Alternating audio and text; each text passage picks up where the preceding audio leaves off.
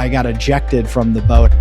We hit a rock and I fell backwards and fell out, and it was on a class 5 rapid. I began to lose consciousness. My body began to become lifeless. I was taking a breath for the first time. So much chaos in the narratives, in social media. Everything is trying to siphon, like a parasite trying to take all our energy. Most of us have been so numbed out for so long. And this numbing has created a disassociation. If you watch a baby breathe, it's very deep, slow, and steady, shallow, fast, or even holding breath patterns. The greatest spiritual lesson that we're all here to learn is how to let go. It's subtraction, not addition. That narrow bandwidth of reality that we've been operating in, we can begin to see the 99%. You are the source, you are the truth, you are the way. It all starts with the power of your breath.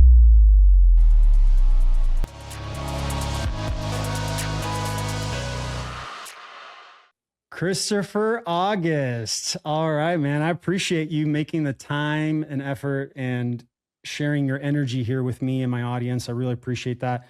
I've known you for, what is it, like 4 years, maybe? 3 or 4 years? Something like that. We met in Miami. Yeah, something like that. I can't remember. It's been a while though. Yeah, it's been a while. I think was it the Ori event that we met the first time? That's what it feels like for some reason. You know what, man? I can't even remember. Ever since, but nonetheless, it's great to be with you.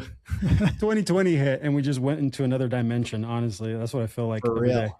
Chris is a best-selling author, transformational guide, and co-founder of Beats and Breath, on a mission to activate human potential and elevate collective consciousness. With over 15 years of experience in psychosomatic healing, breathwork, and visionary leadership, he has empowered thousands worldwide to break free from limitation and step into a liberated life of purpose, prosperity, and embodied freedom. You're doing some work that I take for granted, which is breathing. I think we all kind of take breathing for granted. We all do it every day. Everybody has it. Everybody does it.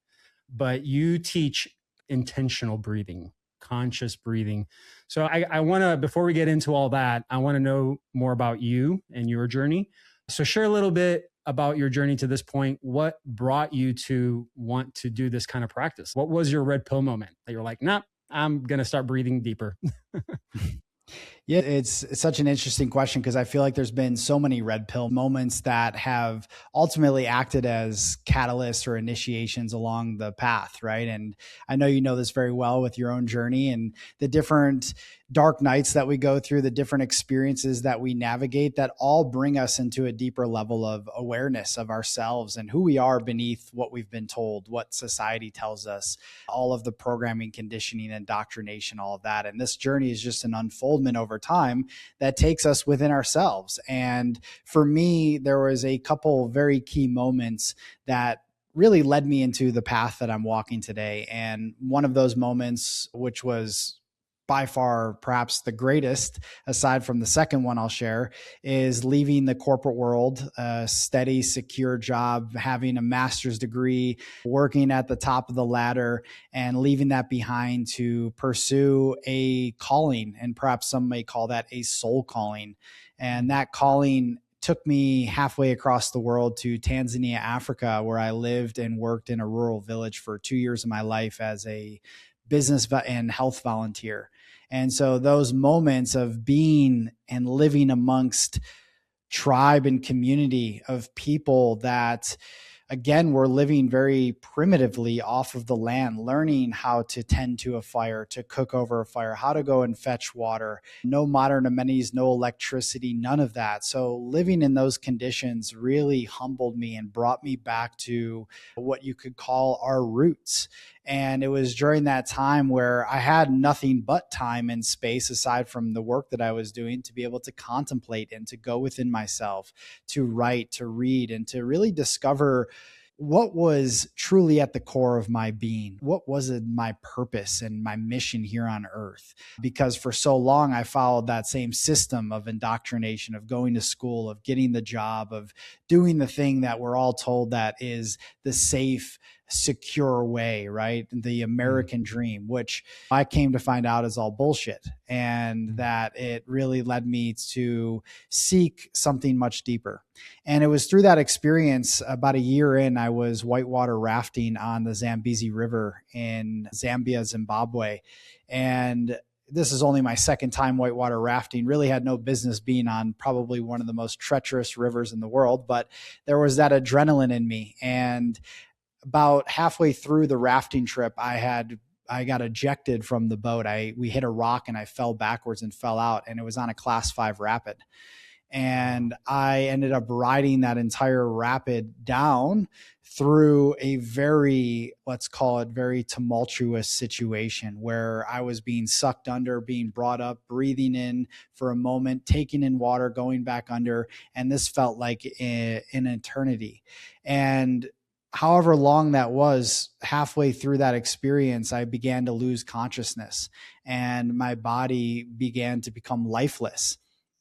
And all I can remember is going from that survival, from that fight or flight, just trying to get out of this situation, to a complete surrender and peace, which ended up taking over my entire being. And I ended up actually seeing the whole situation from that high level observer view of seeing everything that was happening. And at that moment, just completely letting go. Until several moments later, whenever it was, of being actually my body being rescued and being brought back to life, and my consciousness coming back into my avatar, coming back into my body. So this near-death experience that I had on that day was profound for many reasons, because it was the first time that in my life, although I've had other close calls, that I was re-emerging from the void and from that place, that in between, where I was taking a breath for the first time, just like I was born again. And this experience brought me so deep into really why I'm here today and what it is that I share, the breath being the foundation of it all, knowing that this is not only a lifeline, but it's a thread and a connection between the human and the divine. And so since then, that was in 2014, it really led me on a deep inner quest, exploring different modalities like breathwork, and then of course, sharing this with the world. So I'll leave it there. I know that was a short version of the story, but that's at the crux of really why it is that I do what I do today.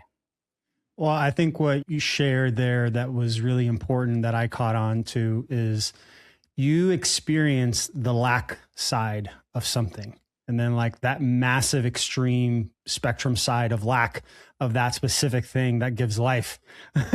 As soon as you got it, you were like, right, full of it. And like you could actually experience what it feels like. So would you say that if you hadn't had that experience, you wouldn't be going down this road? If you hadn't had that darkness, that almost death experience, that you wouldn't have the journey that you've been on until now? Yeah, it's a good question. Something I've contemplated. Previous to that experience, I was already very much in this opening and this emergence phase, this awakening phase. And so I don't know if that, I believe that was an accelerator in many ways, because first of all, there was a profound fear of death that I carried for a long time previous to that. This really eliminated that fear and brought me closer to myself, my true self. But I do believe in that experience, which was all perfect and exactly what I needed for my initiation to be able to come into what I do today, was to experience, like you stated, this lack of breath coming back into it, which again, I can speak into the metaphysics, the energetics, the mysticism of what breath actually means and how profound it truly is when we can tap into it, which then led me into the practices and all the things that I teach today. So yeah, it was absolutely a massive catalyst in my life. I think what I have a feeling of like where I want this, like right now, where I want this conversation to go. And I think it's so beautiful what you're pointing out right now that I'm tapping into, because when people have near-death experiences, it's an abrupt event, right? It's a very traumatic, abrupt event. And I've always said that when traumatic events happen, It can either be like a one big traumatic event, or it can be like little tiny t traumas over time that causes the trauma to the dis-ease in the body to be caused. But you had this traumatic event happen. And I think it's with everything that I'm teaching right now, it's about stripping identity, and it's about letting go of the external systems and dependencies so that we can remember, God's original plan. So with your experience, this traumatic event, it's almost as if you were stripped of your identity and you went down to the basics, to breath. Talk a little bit about that. Like how, when you're helping your clients out and you're guiding them down this path, is there a form of release of identity or shedding or stripping of identity that needs to happen for them to be able to really embody their full breath? Yeah, it's a great question. And I really like the way that you frame that. For me, yeah, the whole entire path, again, we can speak to the metaphorical ways of death and rebirth, which is this human experience. We go through many deaths, and maybe we attribute that to an ego death, right? And become reborn in a certain way. We remember more of who we are and more of that true soul identity versus the ego identity. And then we have these literal moments of physical death and coming back. And both of them are profound in so many ways. And so, yes, this whole journey for me has been and continues to be in so many ways. Just because I had that experience, I in those moments came into a deep level of remembrance, but it's always walking the path of forgetting, remembering. And it is constantly stripping away the identities that are no longer in alignment with who we truly are. And those identities can be anything. It could be a role, it could be a relationship, it could be a story that we're telling ourselves. These are all forms of identities that build up over time. And then we begin to realize, wow, they are only held up by what our ego desires and what it is that keeps us in control. Versus where we are being asked right now, especially in these moments during this great shift that's upon us, is that we are being asked to let go more and more of what we've held on to be true. And that can be a very scary place for a lot of people, because it leads us into the unknown of what's beneath the surface of the role that I've been playing or what I've been doing my entire life. And what awaits us on the other side is actually so much gold, so many gems. Yet we have to go through that death phase of allowing ourselves to release what's been in the way of what is really, truly desiring to emerge. Yeah, I love the way you just combine those, because that was my intention, my goal with the questioning, because I feel how you shared your experience of struggling, going back and forth between control, trying to survive versus letting go and just letting God. I feel like most of us do this in life. Maybe not struggling in a rapids or whatever other physical situation we get ourselves into, accidents and stuff, but in life, I think energetically, I think a lot of us sometimes, so I know I feel a lot of times like I'm on fire, right? And then I'm like, and I'm trying to put out the fire and trying to control it, when in reality, I need to just let it burn out, let it go through my system, breathe through it, right? But yeah, what's your thoughts on that? Dude, I'm really glad that we're having this conversation, because even for myself in many situations, it's coming back to that place where we are in full trust of the unfoldment of life. And that is not an easy place to come to, especially when the ego is trying to hang on and grip to life and grip to the reins all of the time, right? And we can then equate that to our mind and the society we live in, right? And if we were to really break this down from a macro to a micro level, it is such deep conditioning that we live upon, in the sense that we are constantly bombarded all of the time, which keeps us spinning in cycles inside of our mind rather than living from our heart. Because when we are truly in that heart-centered intelligence, we have a deep level of capacity and ability to let go and to surrender ourselves to the greater plan. It doesn't mean not taking inspired action or not doing things.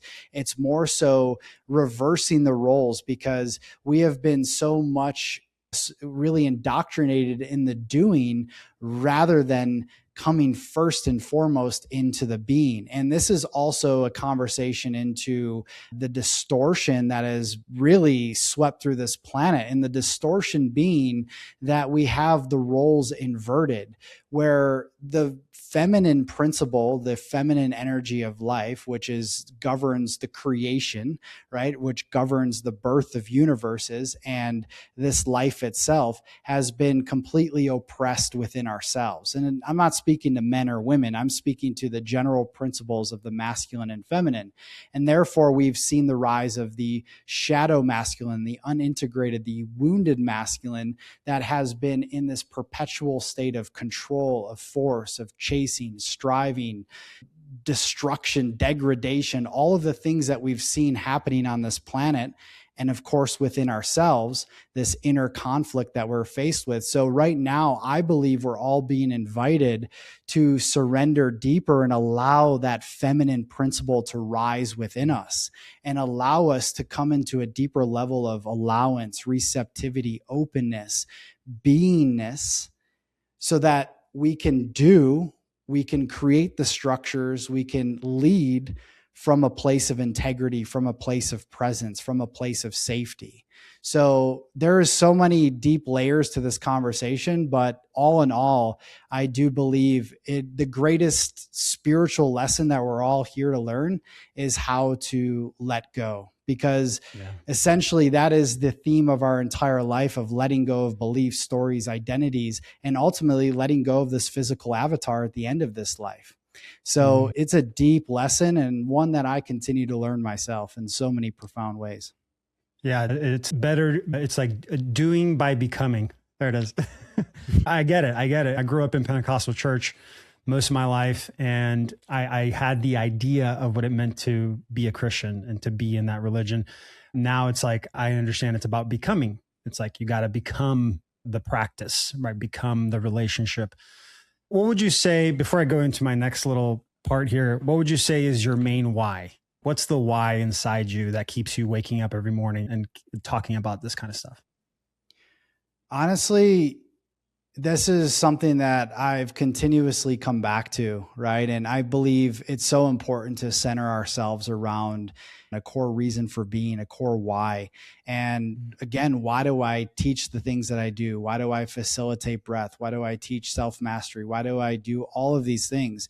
And it's really to support humanity in coming back into the remembrance of themselves, because we can imagine what the world would look like if we all had that deeper, profound connection to ourselves, to each other, to the planet. What this planet could look like if we were truly centered within our hearts and we were living from that deep intelligence that lives within us, where we were all leading from a place of purpose, where we were feeling that depth of freedom and peace within ourselves. Everything we see in the world stage today would look completely different, because really at the core of it all is that illusion, that belief in separation completely dissolves, and we begin to feel our connection and oneness with it all. So however I can contribute in the ways through the words that I speak, to what I write and what I share in my communities and all the things, it's really just to bring people into that knowingness.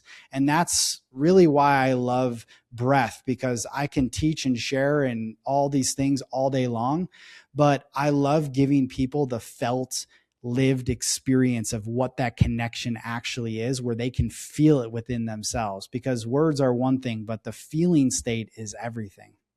Oh, yes.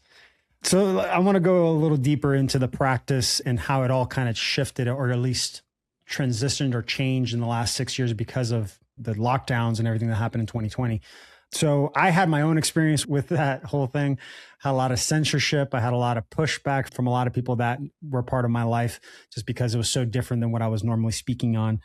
What was your experience, first of all? Like when 2020 hit, were you already teaching this stuff and you just continued on what you were doing? Did it get better because most people were home and you could do a lot of this stuff online?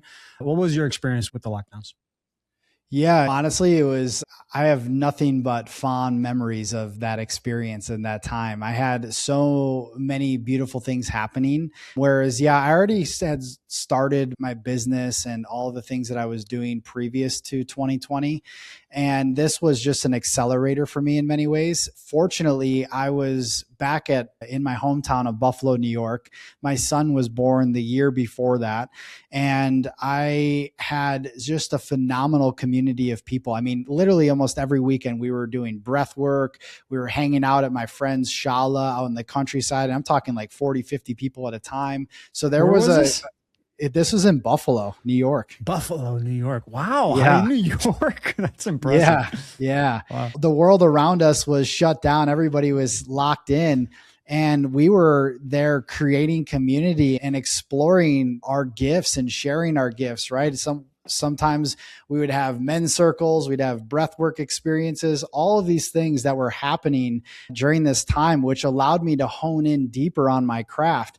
And interestingly enough, I met two of my business partners at the same exact time at the same exact event during that time.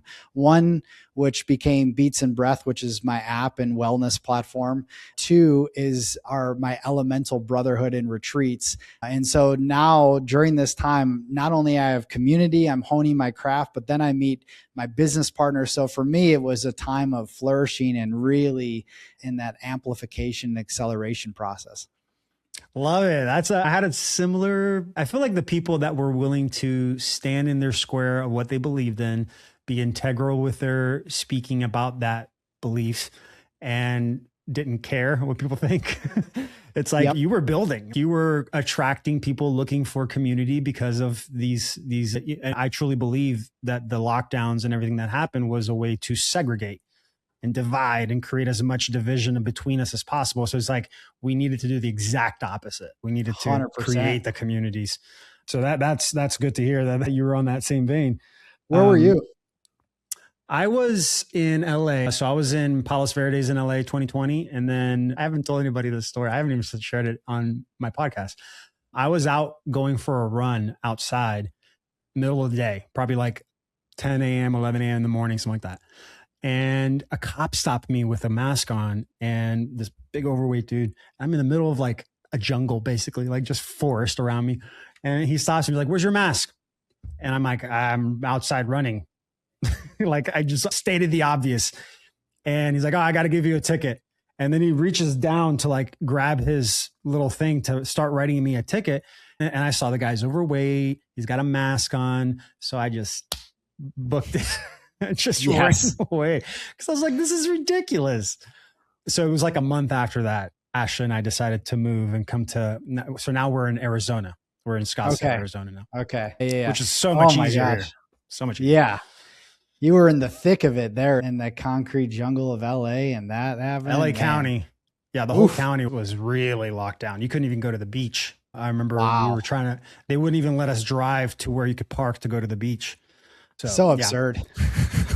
Truly. But that's why I appreciate the bridge makers and the people that are willing to do all this stuff. Cause I think we all had a certain experience during that time. And that however we reacted to that experience is kind of like the life we're living now. That's what I'm realizing. So I wanted to ask that question because after that all happened, a lot of people were not indoctrinated, but tricked into getting this, this jab thing, and a lot of symptoms, a lot of people having different types of symptoms. Did you have anybody that came to you after the fact that were like, "I'm wrong. I was wrong. And I'm needing help now. I'm having issues breathing." What kind of, did you see any sort of symptoms like that?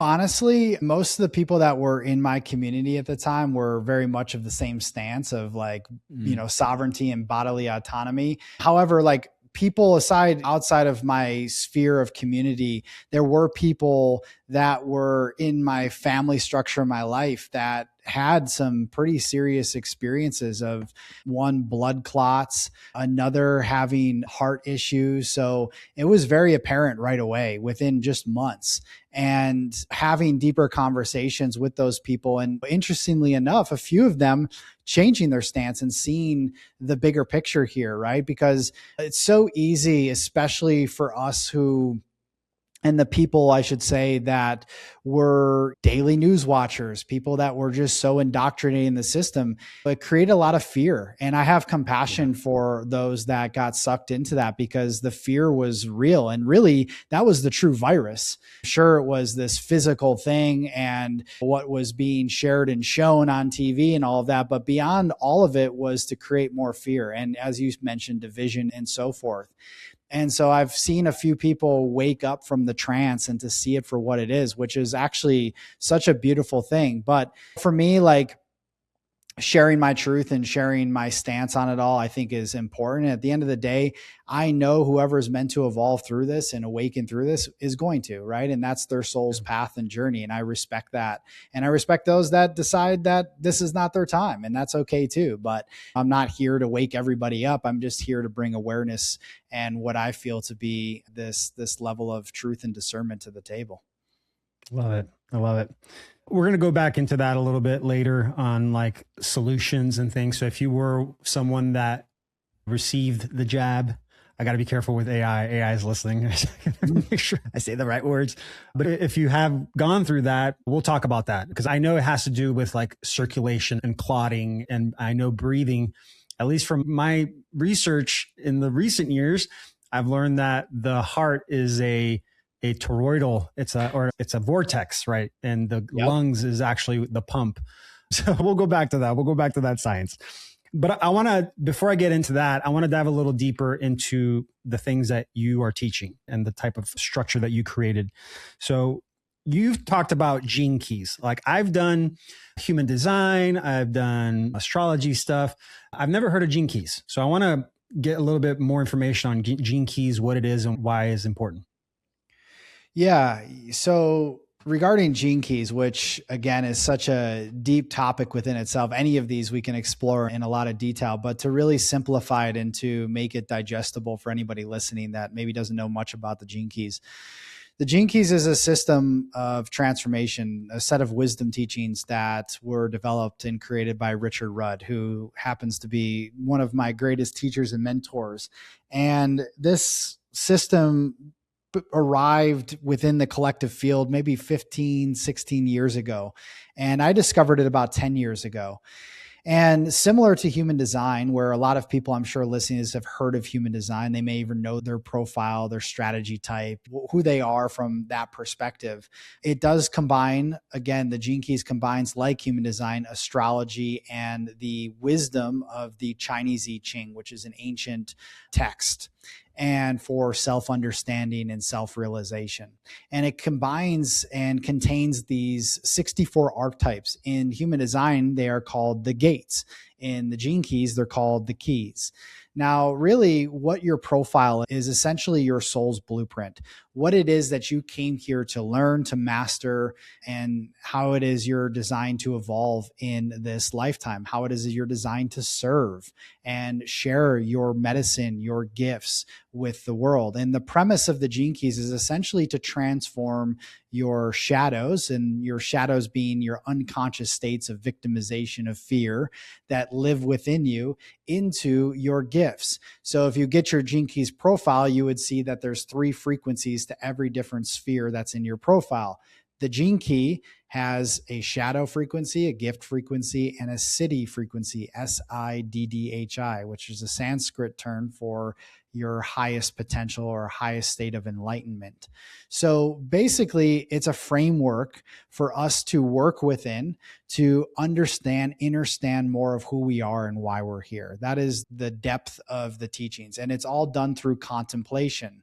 So it is through the contemplation of your personal gene keys that are in your profile, using the Gene Keys book, using the audio transmissions and the teachings that I share. It allows someone to really dive deep into their inner architecture. And I find it to be such a beautiful system for transformation, because it gives us that level of awareness. And then I combine it with breath to support people into deepening into the embodiment of it, because teachings are one thing. The embodiment is really the most important, so that you can feel, like I said before, what it is that you're contemplating versus just reading something or listening to something, it sinks in much deeper on a cellular level. It's funny because the importance, like, I don't think people that are listening realize, maybe you do because you're my audience, but most people that I speak to about this don't realize the importance of know thyself. And it's not, guys, it's not just because of this conversations and like,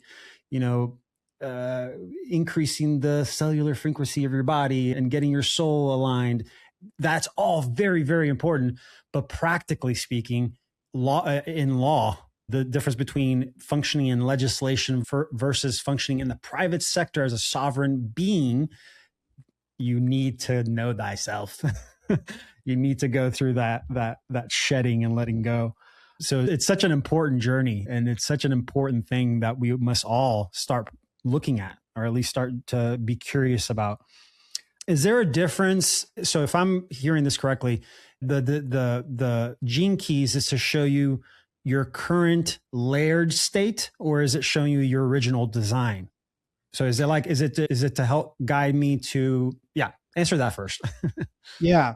So it's essentially your blueprint or framework roadmap for this lifetime, right? And so each of the spheres that are contained within your Gene Keys profile, for example, your life's work, which is really the reason you do what you do, or your outer expression in life, your sphere of evolution, there's a Gene Key within that sphere. That's your single greatest challenge in your lifetime. Your radiance, it governs your physical, mental, emotional, spiritual vitality. Your purpose, which is your innermost purpose, your innermost essence that you're here to share with the world. And the list goes on, right? There's these different spheres within the profile. The profile architecture stays exactly the same, but what changes is the keys and the line numbers that are within each of those spheres. Everybody's profile will be different. So you have this unique theme that you came here to live out. And as you mentioned before, just a second ago, about know thyself.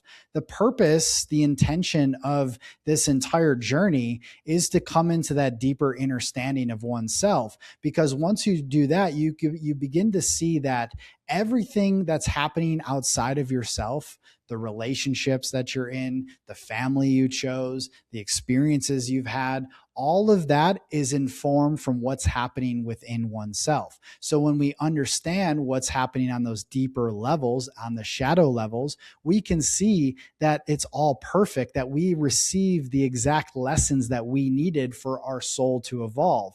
And when we can work consciously with this framework, with this blueprint, then we no longer become a victim of our lives, but we become creators of our lives. And that, for me, is at the core. And really the deeper premise, which is more on a metaphysical level, is they call it the gene keys, because these keys are codes that are within your DNA. And so the purpose through the gene keys is through the contemplation of these keys, you activate the codes that are within you. And that's why the breath serves as an instrument and a conductor to activate the light codes that are contained within you. Now, that's a deeper metaphysical conversation, which I'm happy to entertain, but that's on a maybe a little bit more deeper level. Yeah, take his stuff, guys, if you want to go down the actual layering of it. I'm trying to just give a nice 10,000 foot view of everything here. Okay, so everyone listening, you're getting, and correct me if I'm wrong, I'm just trying to simplify it. It's like getting a snapshot of your current personality, reactions, alignment, destiny, all the stuff. And then it's on you or with someone to be guided to know how to navigate your life based on this feedback. I guess my next question maybe would be for those that are like already doing this and maybe pros. What would be the pro tip to not fall back into an identity trap? Because I can see myself like getting a piece of paper and reading all this and already starting to formulate, oh, I guess this is what I am. And then starting to adjust to that. Well, how do you help people navigate when they get that feedback? Yeah, it's a great question. I really appreciate your inquiry into that. A lot of times, especially in the healing space, it's very easy to identify fully with our shadows, right? It's very easy to continue to perpetuate the same, this is me and this, yes, this is a part of you, but it's here to serve as a catalyst for your growth. So the one of the principles or tenets of the Gene Keys is to focus 90% of your energy and attention on the gift, 10% on the shadow. Not to ignore the shadow, because the shadow is the gateway to the gift, but that these states all live within you. And very much, if you were to pick up the Gene Keys book today and read any of the Gene Keys, because all 64 archetypes live within us, but your specific Gene Key, if you were to read through the pages of these teachings, and you were to go through these different shadows, and I'll maybe give an example here in a moment, which will support us in the conversation, but you will directly, immediately relate to how this has played out in your life. It's like a magic book. When you open it, you can't unsee it. And those shadows that have been contained within you are going to begin to show themselves in your outer external reality. And that is where it becomes interesting and fun to play with, because we can see when we're perpetuating that state and how it is we can come back into our original design, which is our gift, and begin to operate from that level, which is that's the cool. level of the creator. The way you just described it sounded like a system upgrade. Like as soon as you see the code and your system gets upgraded, you're like, you can't turn it off now. You've seen it. Yep, 100%. And I see it time and time again. And people, so I tell people, and I put a disclaimer on it, because this is going to bring everything up to the surface to be seen on the screen, the movie screen of your life. It's you can't ignore it. And so sometimes it can feel like, oh shit, like I'm dismantling a lot of different things that I've held on to. But really, this is the purpose and the intention of this entire journey that we're on. So why not? Let's go for it. I love it. Love it. How are the Gene Keys connected to the mass awakening happening on the planet right now? And how do you see this next chapter for humanity playing out? Because I can see it on the individual level, but on this massive level. Yeah. So this is something that I've done a whole workshop on, about an hour and a half, 2-hour workshop. It's on YouTube. I put it on YouTube, called The Great Solar Flash and the Birth of Human 6.0. And essentially right now we can call it the great change, the great shift, the great awakening. There's an ending of cycles and the beginning of new cycles that are happening. There's been so many prophecies that have spoken about this time. We can go to the Toltecs, the Hopis, all the indigenous wisdom that has shared about this specific time we're living in. And specifically in the Gene Keys, there's a prophecy connected to Gene Key 55, which is a master Gene Key. It's the shadow of victimization and the gift of freedom. And inside of this key, it speaks to this great mutation that will take place within the human biome and our genetics within these coming years. And there's 3 pivotal marker points and cycles. The first, and this through the evolution and the birth into this next version of humanity. The first was in 1987. The second is in 2012, which a lot of people talked about in the Mayan calendar ending, right? And there's a lot of prophecies around that. And the third is in 2027, which is the last and final cycle.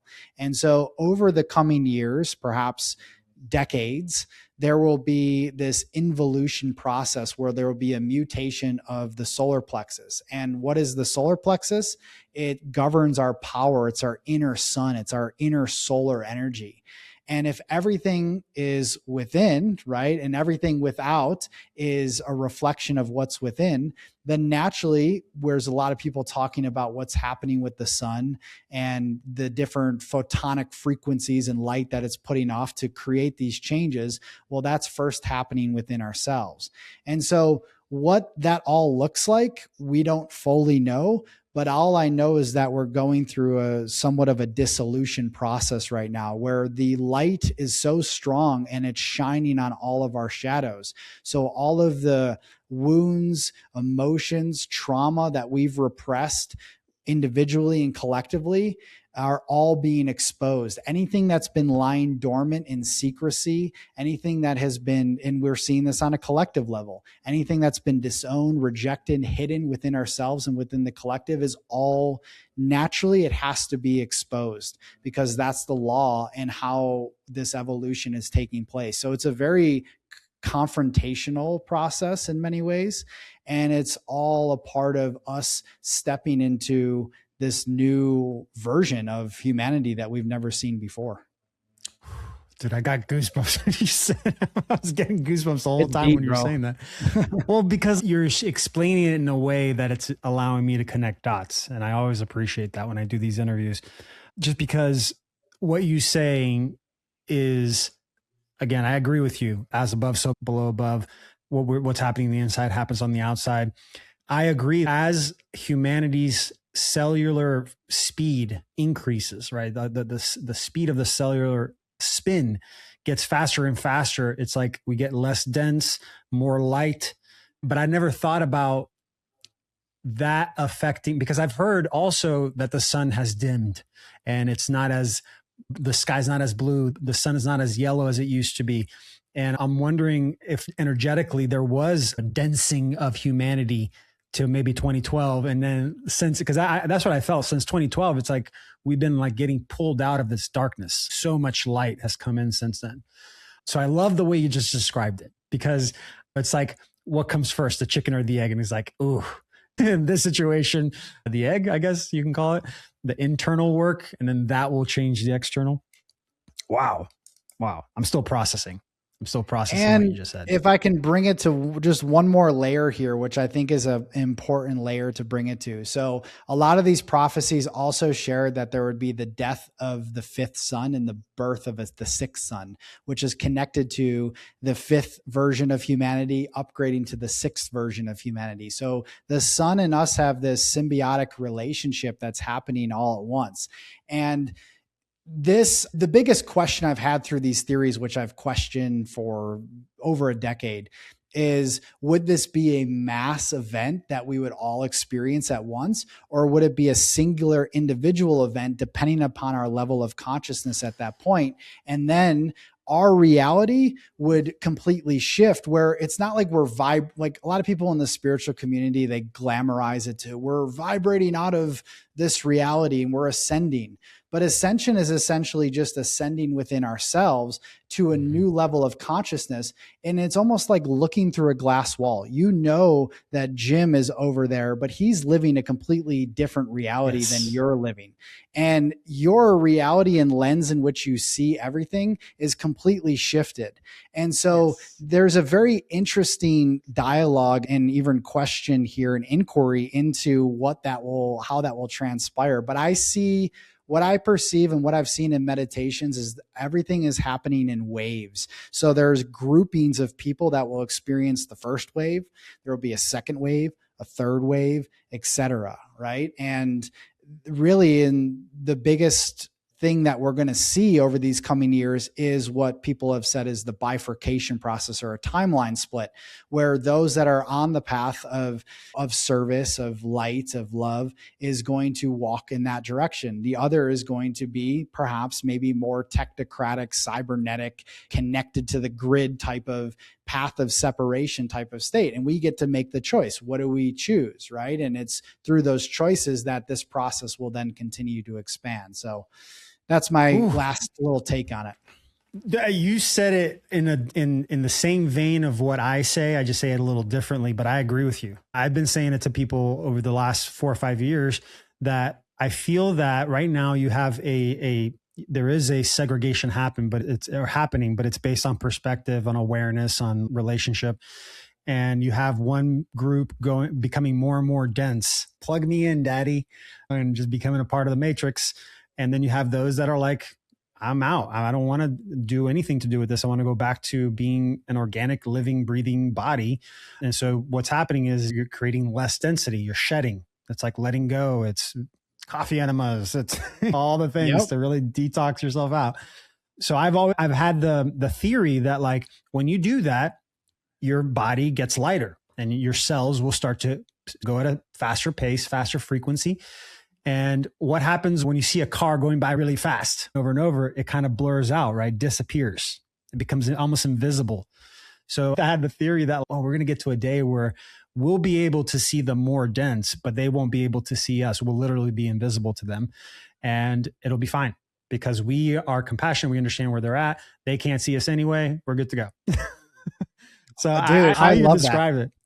Yeah. Yes, 100%. And you're right. And what you shared there was the physical, mental, emotional, spiritual purging. That's what's necessary right now.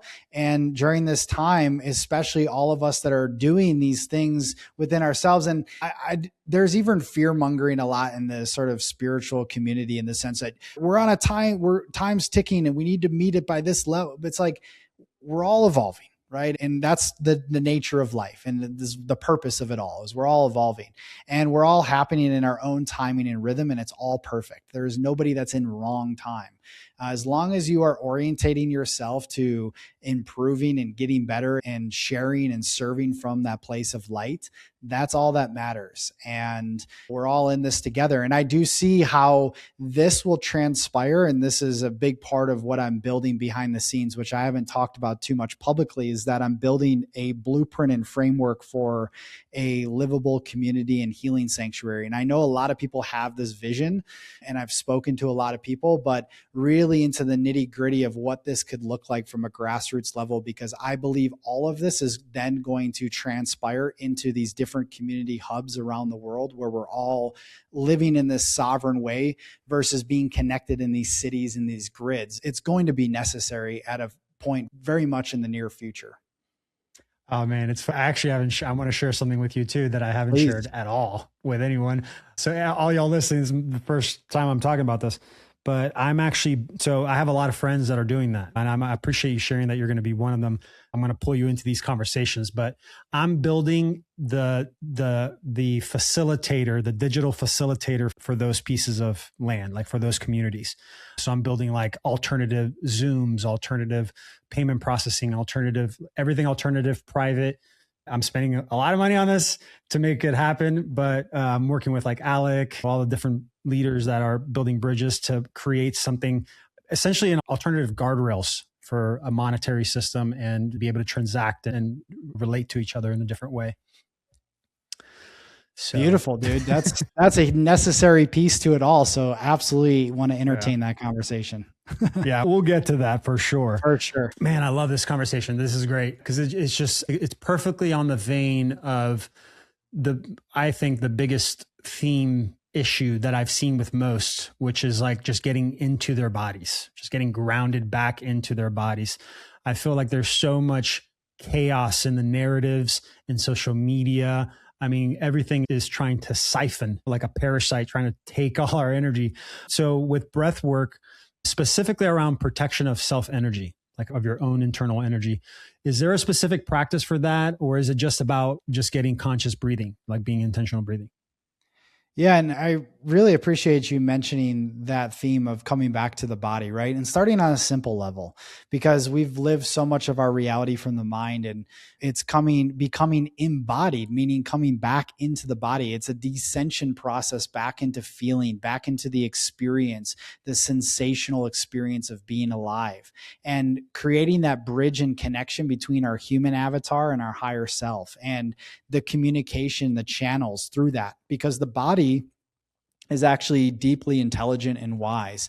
And when we learn how to listen to the body, how we feel into the body, how we breathe into the body, changes everything. So the role of how I see the breath playing into that is very much a somatic experience. It's the connection point to come back into the feeling and sensation, because most of us have been so numbed out for so long.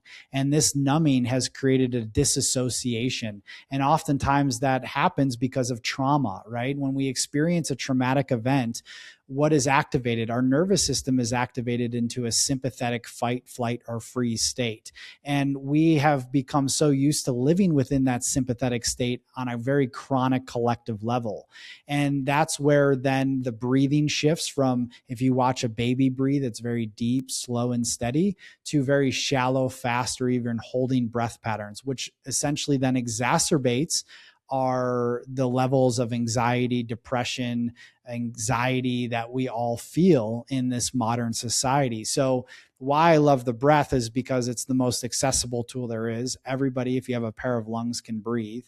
And for me, the breath practices that I facilitate, I combined immersive original soundscapes with the breath and my guidance and all of the other people on my app.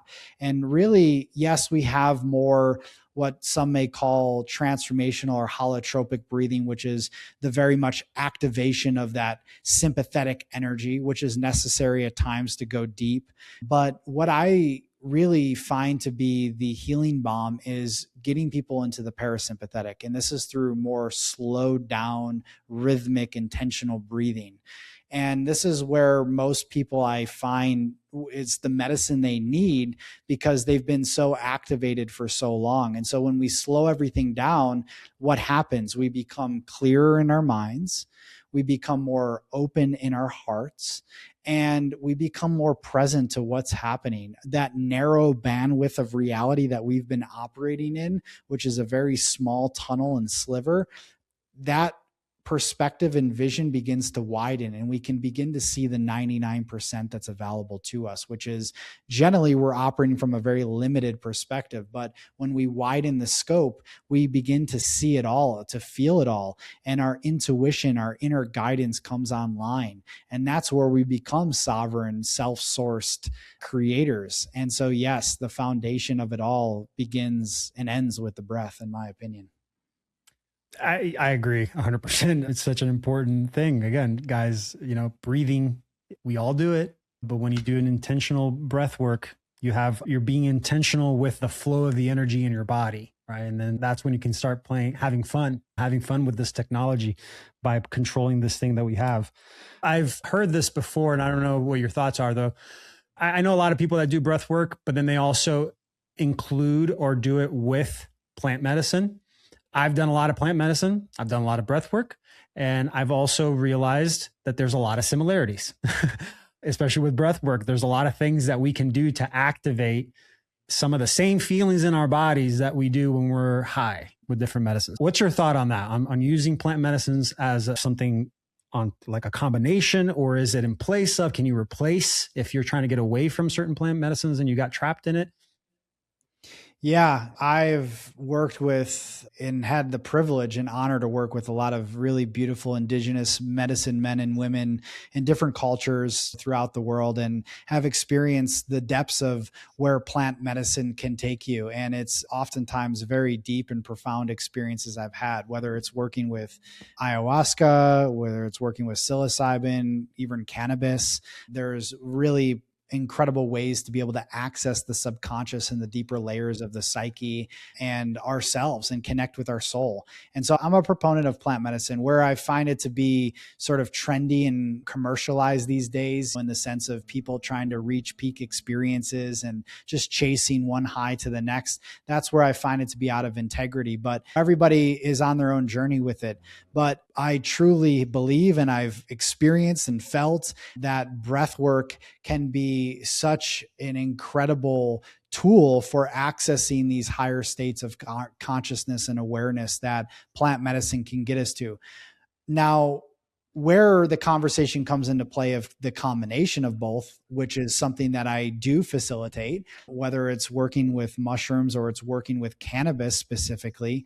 Cannabis and breath work. Cannabis is such a medicine that's been so stigmatized, and it's been really demoralized in so many ways. But cannabis is an incredible teacher and medicine that, if we use it intentionally, just like anything else, it can bring us into a deep state of awareness of our shadows as well as our gifts. And it, when combined with breath work, it acts as a superconductor, and it's a very powerful pathway into transformation. And I've facilitated so many different experiences over the years, and I've had people that have sat with ayahuasca that said it's equal to those experiences at times. So yes, they can be used separate, but they can also be combined. And of course, it does require a level of being able to go into these experiences with someone that can guide you into it, because it can be at times be a little disorientating as well. I would say anybody listening, first of all, this is not medical or financial advice. This is for entertainment, educational purposes only. This is just what we do, what we've done. But yeah, I would recommend having a guide. you can definitely get lost in the sauce if you're doing it by yourself or with someone that doesn't know how to guide you, because everybody's going to be different. Okay. Don't compare yourself to other people's experiences. Everybody's body is different. Yeah, I appreciate that response. I think I understand a lot better now from my own journey, how those medicines can be beneficial and also a trap. Like you said, you can get stuck in the chasing of the high itself. Yeah, for me, being able to experience both and having the experience of both, I can clearly see the differences now for myself. And I think for me, one thing I've also learned is sourcing the plant medicine from the right places, because that's also a huge change that's happening, especially with cannabis.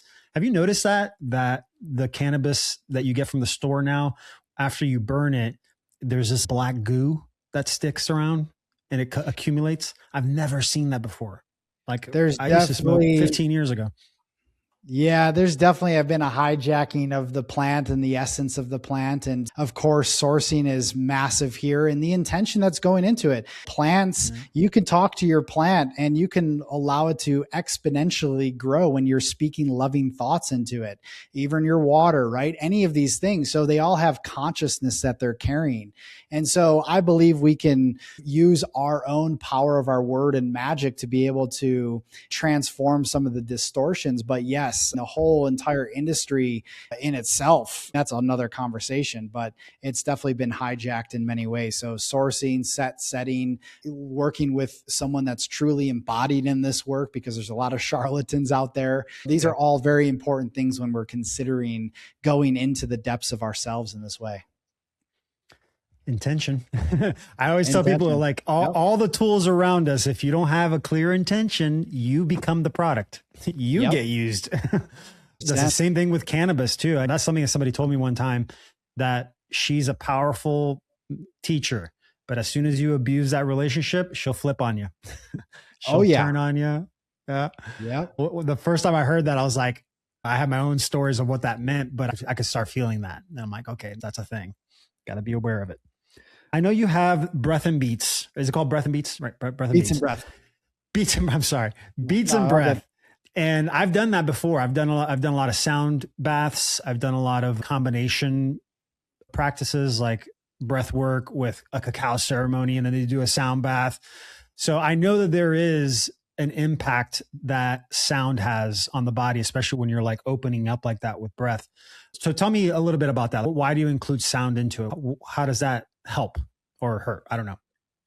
Yeah. I mean, sound is a primordial force of creation, right? And if we look at how the universe is constructed, and through sound, through vibration, all of that has an impact on our nervous system, has an impact on our mood. It has an impact on our physiology, our psychology, all of that.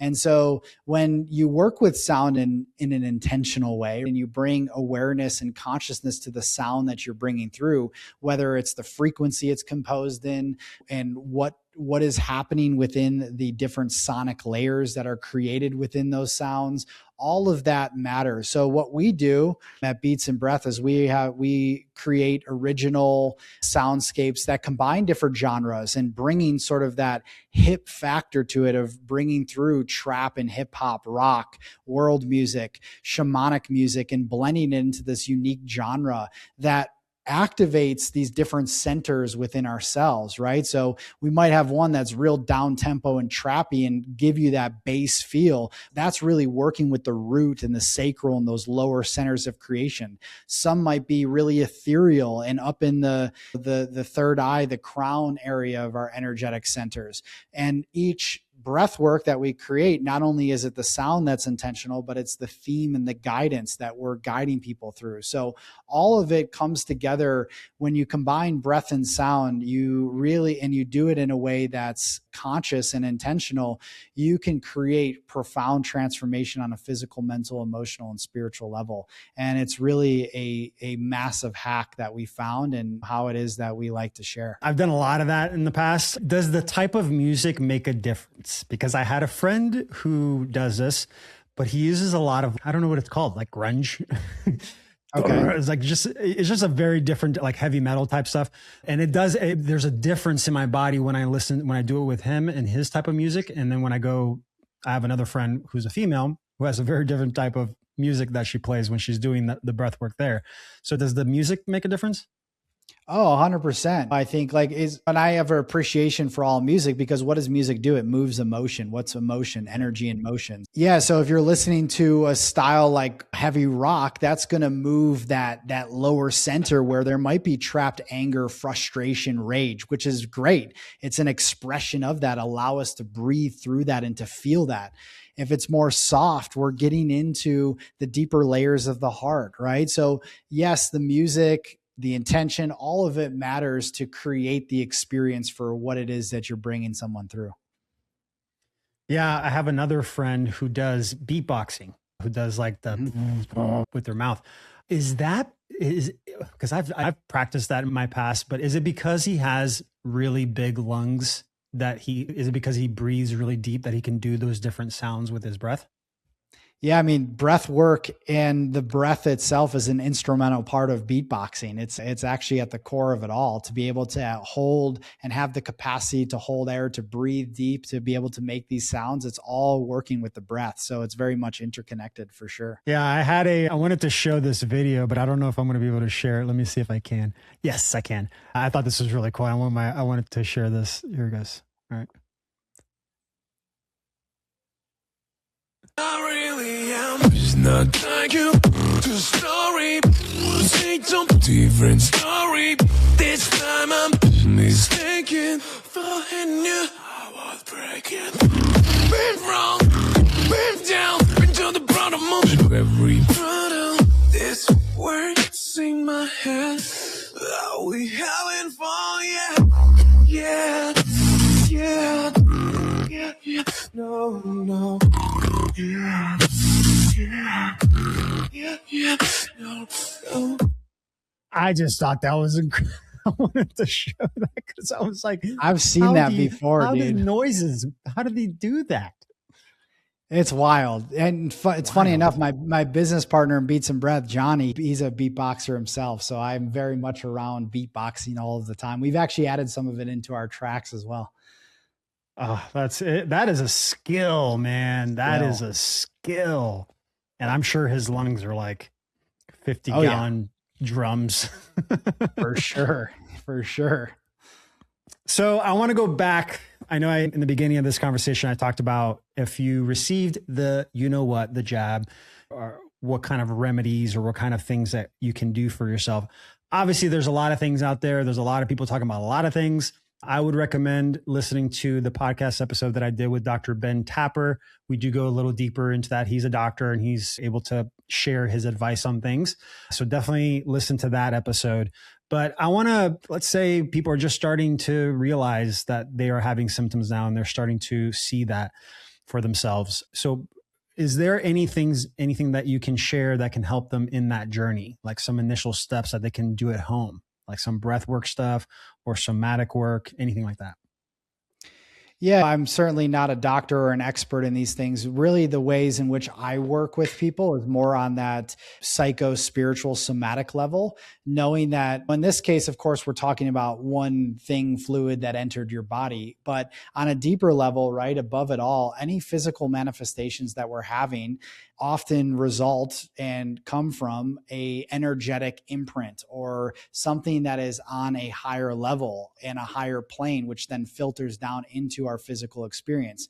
However, in this case, with someone perhaps taking this unknowingly and having these experiences, yes, the breath is huge. Perhaps some specific herbs, remedies that could be beneficial for rebalancing the system, detoxification, which I would say is the first and foremost of any of this, is to detoxify the body through fasting. I found water fasting to be extremely beneficial in so many ways that I've done and experimented over the years. You mentioned coffee enemas, things that begin to allow the system to take a break from its normal stress and day-to-day life, which would be huge. And then I think intentioning this experience as well. As we said before, setting an intention. When speaking to your body is listening. Your body, we're not some separate entity, our mind and our body, they're deeply interconnected. So how are we speaking to ourselves? What are we telling ourselves? These are all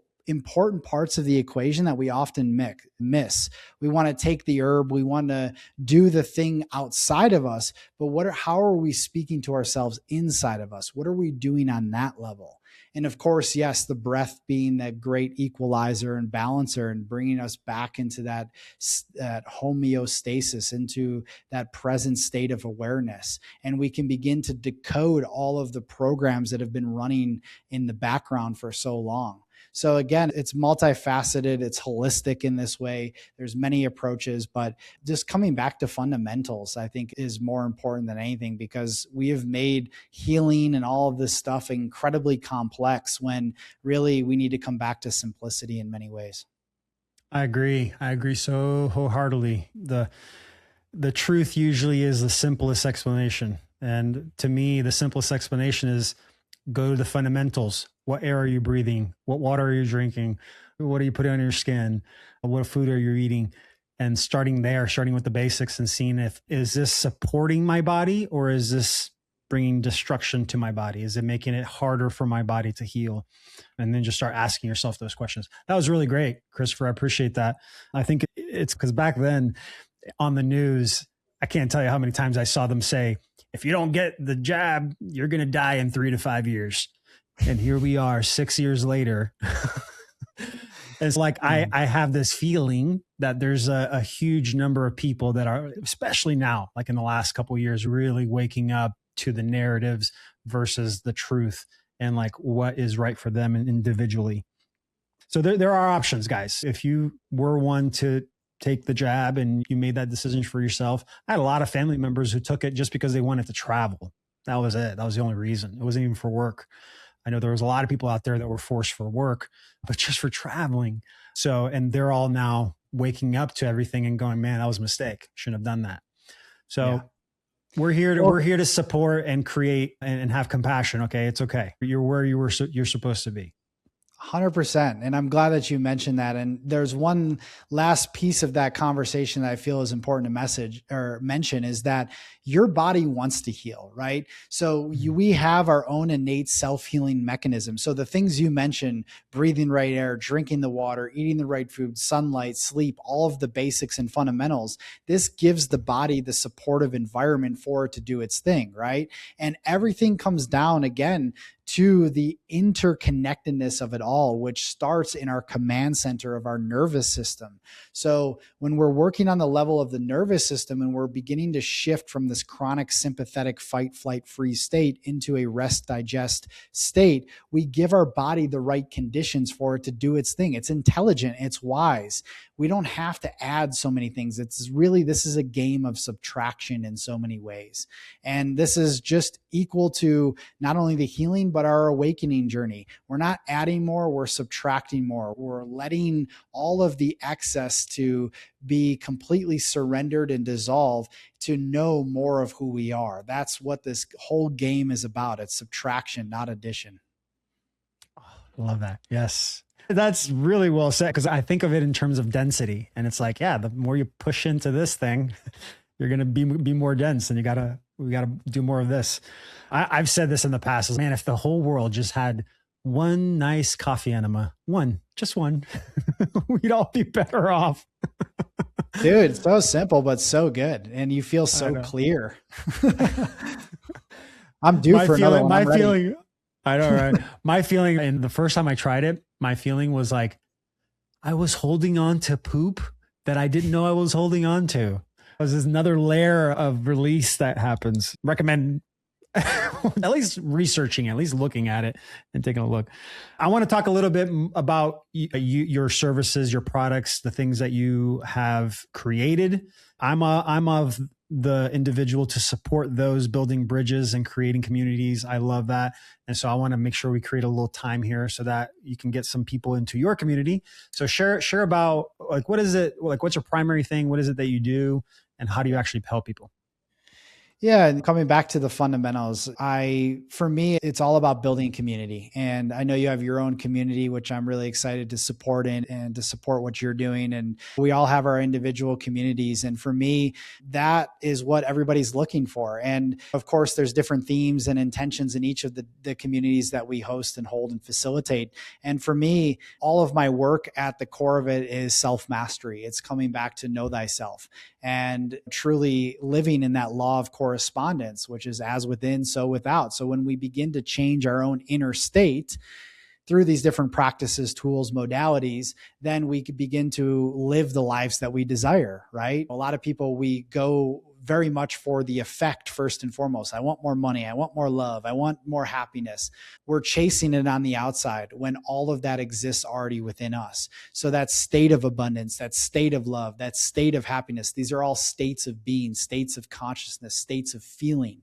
And so when we can access those on these deep levels, then naturally our life has by law will change and mirror those things back to us. So I have a community called the Mastery Collective, which I teach all of my different programs, courses, and really the framework of that community is on 3 levels. We work within your specific gene keys to help you understand the architecture and blueprint of who you are, what you came in with in this lifetime.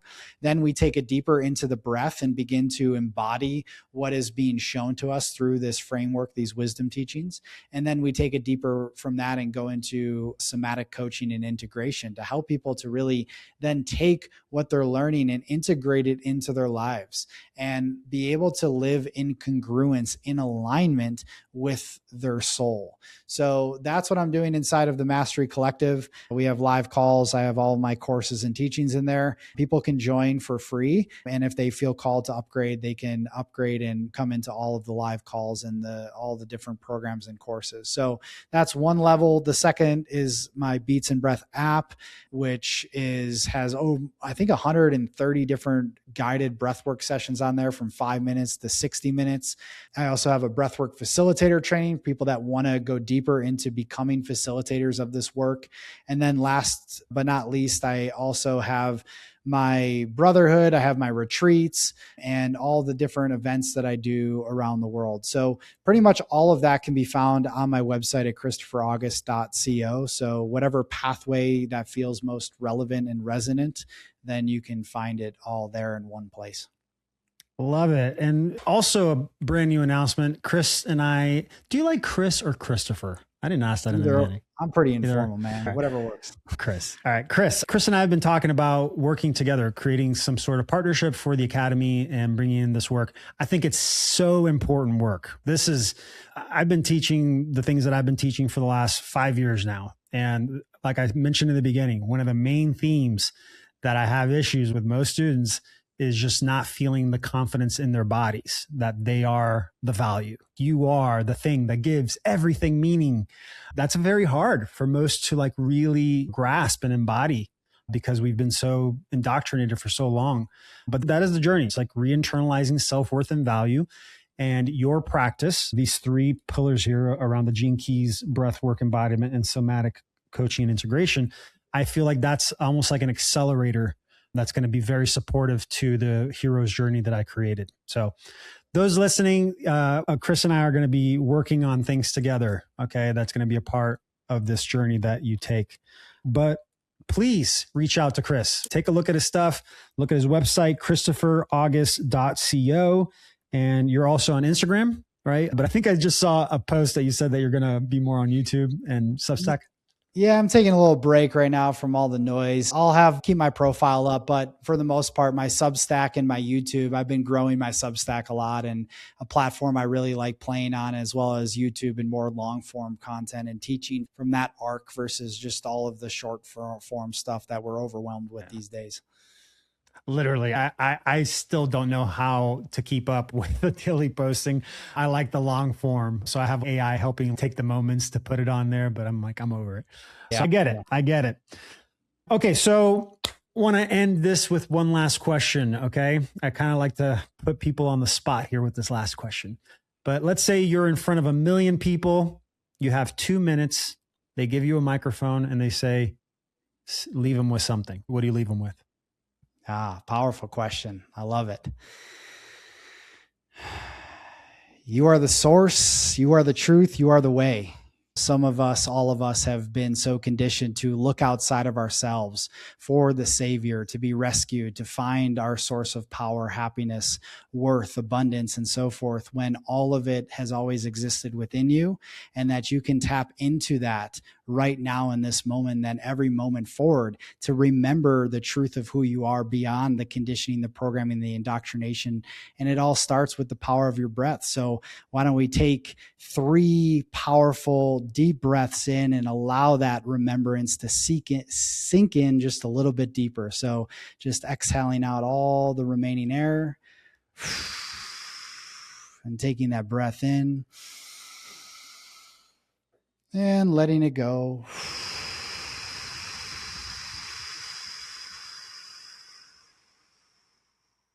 Again, inhale through the nose, bringing it up. And exhaling out the mouth.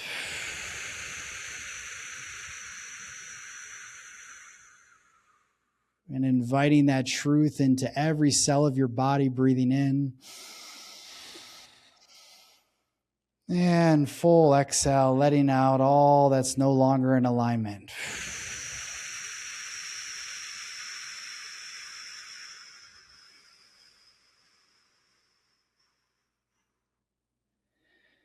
And that's it. Coming back to basics, coming back to foundation, coming back to self. Wow. Good stuff, man. That got me in my body. Beautiful. Just a few breaths. That stuff works. That stuff works. Yeah. It works. It's just intentional breathing. It's so simple. All right. Well, thank you, Chris. Really appreciate you, man. Thank you for taking the time and connecting and just sharing your expertise, your knowledge, your wisdom. Truly appreciate it. Thank you guys for listening. Really appreciate you being here. Again, check out his website, ChristopherAugust.co. Check out his Substack and his YouTube channel. And also Instagram. Just follow him. He's got a lot of good stuff. I've actually been looking at your Instagram stuff, and you got a lot of good little things to share, a lot of little tidbits. All right. Thank you all for listening. And last but not least, always remember, gamify your abundance. Love y'all. Have a good rest of your day.